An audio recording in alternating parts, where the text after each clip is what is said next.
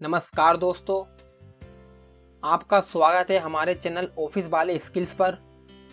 आज हम बात करेंगे अकाउंटिंग इंटरव्यू के उन महत्वपूर्ण सवालों के बारे में जो हर अकाउंटिंग जॉब के लिए पूछे जा सकते हैं। इस वीडियो में हम आपको आसान भाषा में अकाउंटिंग के गोल्डन रूल्स, टैली प्राइम के shortcut keys, journal entries, gross and net profit और बहुत सारे प्रैक्टिकल सवालों के जवाब देंगे।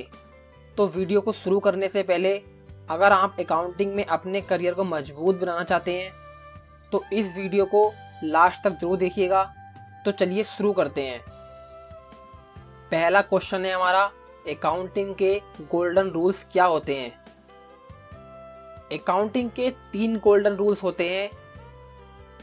पहला, पर्सनल अकाउंट, जो कि डेबिट द रिसीवर, मतलब कि जो लेता है उसे डेबिट करते हैं, और क्रेडिट द गिवर, जो देता है उसे क्रेडिट करते हैं। दूसरा होता है रियल अकाउंट, मतलब कि डेबिट व्हाट कम्स इन, जो अंदर आए उसे डेबिट करेंगे, क्रेडिट व्हाट गोज आउट, जो बाहर जाए उसे क्रेडिट करेंगे। तीसरा होता है हमारा नॉमिनल अकाउंट, जिसमें कि ऑल एक्सपेंसेस एंड लॉसेस को, मतलब कि सारे खर्चे और नुकसान को डेबिट करते हैं, और ऑल इनकम्स एंड गेन्स को क्रेडिट करेंगे, मतलब कि सारी आय और लाभ को क्रेडिट करते हैं। दूसरा क्वेश्चन है हमारा, टैली प्राइम में वाउचर की शॉर्टकट कीज कौन कौन सी होती हैं। तो जैसे कि F4 हमारी कॉन्ट्रा वाउचर की होती है, F5 पेमेंट वाउचर, और F6 रिसीप्ट वाउचर, F7 से हमारा जर्नल वाउचर ओपन होता है, F8 से सेल वाउचर, F9 से परचेज वाउचर, F10 से रिवर्सिंग जर्नल वाउचर, और F11 से हमारे फीचर्स ओपन होते हैं। और तीसरा क्वेश्चन है हमारा, यदि कोई व्यक्ति नौकरी करता है और उसे कंपनी से एडवांस सैलरी मिलती है तो यह एडवांस सैलरी उसके लिए क्या मानी जाएगी। तो इसका आंसर होगा, कर्मचारी के लिए एडवांस सैलरी शुरुआत में जिम्मेदारी मानी जाती है, मतलब कि लायबिलिटी। इसकी वजह यह है कि उसने पैसा तो ले लिया, लेकिन उसके बदले का काम या फिर कोई सर्विस अभी करना बाकी है। अगर वे कंपनी छोड़ दे या उतना काम पूरा ना करे तो कंपनी उस रकम को वापस मांग सकती है।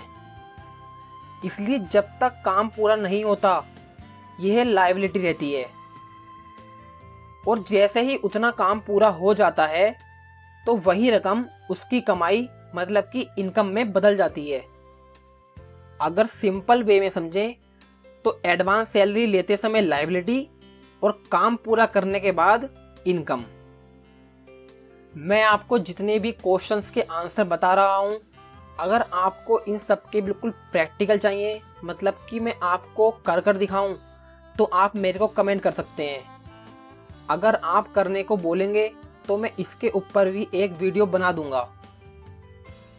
तो क्वेश्चन नंबर 4 है हमारा कि जर्नल वाउचर में कौन सी एंट्री होती हैं। जर्नल वाउचर का इस्तेमाल एडजस्टमेंट एंट्रीज और नॉन कैश ट्रांजैक्शन के लिए किया जाता है। एग्जाम्पल जैसे कि depreciation, provision for bad debts, adjustment of outstanding expenses, या फिर ट्रांसफर एंट्रीज, जिसका रूल होता है एक्सपेंसेस और एसेट्स को डेबिट करेंगे, इनकम और लायबिलिटीज को क्रेडिट करेंगे। क्वेश्चन नंबर 5 है हमारा, ग्रॉस प्रॉफिट और नेट प्रॉफिट क्या है। ये बहुत ही जरूरी क्वेश्चन है, इसको बिल्कुल ध्यान से समझिएगा। ग्रॉस प्रॉफिट डायरेक्ट इनकम दिखाता है, यानी कि प्रोडक्ट बेचकर तुरंत जो बचता है वो हमारा ग्रॉस प्रॉफिट होता है। अब बात करते हैं नेट प्रॉफिट की। रियल प्रॉफिट यानी कि सभी खर्चे काटने के बाद जो बचा वो हमारा नेट प्रॉफिट होता है, मतलब gross profit minus all indirect expenses plus other incomes. Question number 6 है हमारा, सन्ड्री डेटर्स और क्रेडिटर्स क्या होते हैं? सन्ड्री डेटर्स वो लोग जिनसे कंपनी को पैसा लेना है, मतलब कि असेट्स। सन्ड्री क्रेडिटर्स वो लोग होते हैं जिनको कंपनी को पैसा देना है, मतलब कि लायबिलिटी साइड में जो आते हैं। सन्ड्री डेटर्स हमारी संपत्ति है और सन्ड्री क्रेडिटर्स हमारा दायित्व है। एक क्वेश्चन मैं आपको दे रहा हूं जिसका आंसर आपको कमेंट में देना है। बहुत सिंपल सा क्वेश्चन है। क्वेश्चन है कि टैली प्राइम में कॉपी एंड पेस्ट का शॉर्टकट कीज क्या होता है? क्या आपको मेरे को कमेंट करके बताना है। तो अब चलते हैं हम क्वेश्चन नंबर 7 की तरफ, जो कि बहुत महत्वपूर्ण क्वेश्चन है और जनरल वाउचर का क्वेश्चन है। मान लीजिए अगर 80,000 का माल आग से जलकर नष्ट हो गया और हमारी कंपनी जीएसटी में रजिस्टर्ड है और जो माल जलकर नष्ट हुआ है वो 5% और 12% के रेट का था, तो टैली प्राइम में इसकी एंट्री आप कैसे करोगे और लेजर को किस ग्रुप के अंतर्गत रखोगे? तो इसका आंसर है, माल जलने का मतलब है कि स्टॉक घट गया, ये नुकसान है, इसलिए इसे लॉस बाय फायर अकाउंट में डेबिट करेंगे। मतलब कि परचेस अकाउंट को क्रेडिट करेंगे क्योंकि उसी के अगेंस्ट स्टॉक आया था। जीएसटी इनपुट क्रेडिट मतलब कि आईटीसी, अगर माल नष्ट हो जाए तो क्लेम नहीं कर सकते, इसे भी रिवर्सल करना पड़ेगा। तो टैली में जनरल एंट्री कैसे करेंगे? मान लीजिए 50,000 का माल 5% जीएसटी वाला था और 30,000 का माल 12% जीएसटी वाला था। लॉस बाय फायर अकाउंट को डेबिट कर देंगे 80,000 से और परचेस अकाउंट को क्रेडिट कर देंगे। तो अब आपको इनपुट जीएसटी रिवर्सल की एंट्री भी करनी होगी। तो इनपुट सीजीएसटी 5% एंड 12% अकाउंट को डेबिट करेंगे और ऐसे ही इनपुट एसजीएसटी 5% एंड 12% अकाउंट को डेबिट करेंगे और क्रेडिट करेंगे लॉस बाय फायर अकाउंट को। यानी जितना जीएसटी आईटीसी क्लेम किया था उतना वापस लॉस में चला जाएगा।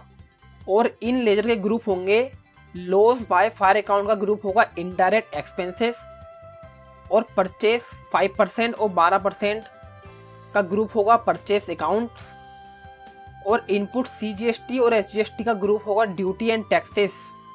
क्वेश्चन नंबर 8 है हमारा, अगर किसी कंपनी की बैलेंस शीट में सैलरी पेबल 1 लाख दिख रही है और प्रॉफिट एंड लॉस अकाउंट में सैलरी एक्सपेंसेस 4 लाख दिख रही है, तो इस साल का कुल सैलरी एक्सपेंसेस कितना होगा? इसका आंसर होगा, प्रॉफिट एंड लॉस अकाउंट में 4 लाख दिखेगा क्योंकि वह टोटल खर्च है, चाहे दिया हो या ना दिया हो। बैलेंस शीट में 1 lakh salary payable liability side पर दिखेगा क्योंकि यह अभी देना बाकी है। और कैश या बैंक से जो एक्चुअल पेमेंट 3 लाख हुआ, तो जो हमारा सैलरी का टोटल एक्सपेंसेस हुआ वो हमारा 4 लाख होगा। तो क्वेश्चन नंबर 9 है हमारा, अगर एक कंपनी ने 8 दिसंबर 2025 को 1 लाख का फर्नीचर खरीदा तो इस पर डेप्रिसिएशन रेट किस रेट से लगेगा? वैसे फर्नीचर पर नॉर्मल डेप्रिसिएशन का रेट 10% होता है, लेकिन रूल के हिसाब से यदि एसेट को 1 अप्रैल से 30 सितंबर के बीच खरीदा जाए तो फुल रेट लागू होता है, और अगर एसेट को 1 अक्टूबर के बाद खरीदा जाए तो हाफ रेट लागू होता है। और क्योंकि फर्नीचर 8 दिसंबर को खरीदा गया है यानी कि 1 अक्टूबर के बाद, तो इस साल आधा रेट लगेगा यानी कि 5%। क्वेश्चन नंबर 10 है हमारा, असेसमेंट ईयर और फाइनेंशियल ईयर क्या है? तो फाइनेंशियल ईयर वह साल जिसमें आप इनकम अर्न करते हैं। भारत में फाइनेंशियल ईयर हमेशा 1 अप्रैल से 31 मार्च तक होता है। फॉर एग्जाम्पल, अगर आपने 1 अप्रैल 2024 से 31 मार्च 25 तक कमाई की तो ये फाइनेंशियल ईयर 2024-25 कहलाएगा। और असेसमेंट ईयर वह साल जिसमें उस इनकम पर टैक्स और गिना भरा जाता है उसको असेसमेंट ईयर कहते हैं। मतलब कि फाइनेंशियल ईयर के ख़त्म होने के बाद वाले साल को असेसमेंट ईयर कहते हैं। फॉर एग्जांपल, अगर आपका फाइनेंशियल ईयर है 2024-25 तो उसका असेसमेंट ईयर होगा 2025-26। आसान भाषा में समझे तो फाइनेंशियल ईयर जब आप पैसा कमाते हैं और असेसमेंट ईयर जब आप उस पैसे पर टैक्स भरते हैं। इस पर मैंने एक बिल्कुल प्रैक्टिकल वीडियो भी बना रखी है कि असेसमेंट ईयर और फाइनेंशियल ईयर में क्या डिफरेंस है। उसका लिंक मैं आपको डिस्क्रिप्शन में दे दूंगा, आप वहां से जाकर देख सकते हैं। तो दोस्तों, ये थे कुछ अहम अकाउंटिंग इंटरव्यू क्वेश्चन और उनके आसान आंसर्स। अगर आपको ये वीडियो पसंद आया तो लाइक ज़रूर करें और ऐसे और वीडियोस के लिए हमारे चैनल को सब्सक्राइब करें। आपके मन में कोई सवाल हो या आप कोई real life accounting situation share करना चाहते हो तो नीचे कमेंट में लिखें। अगली बार हम और भी ज़्यादा यूज़फुल टिप्स और ट्रिक्स लाएंगे। धन्यवाद।